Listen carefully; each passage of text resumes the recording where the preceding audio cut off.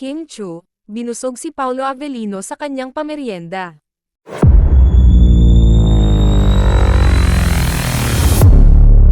Sa isang pahinga mula sa kanilang shooting ng What's Wrong with Secretary Kim, si Kim Chu ay muling nagbigay halimbawa ng kanyang kabaitan.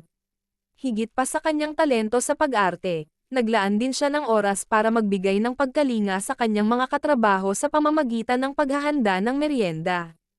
Nagbigay si Kim ng Chowking, isang brand na kanyang iniendorso, bilang merienda para sa buong cast ng serye sa isang okasyon sa set.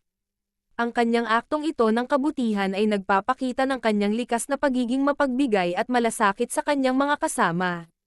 Kasali sa mga nakinabang sa handog na merienda ni Kim ay si Paulo Avellino, ang kanyang katambal sa serye.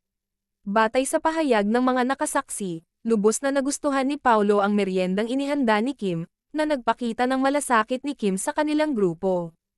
Ang ganitong pag-aasikaso at pagbibigay ay sumasalamin sa kanyang walang kapantay na kabaitan at pagpapahalaga sa relasyon sa mga katrabaho.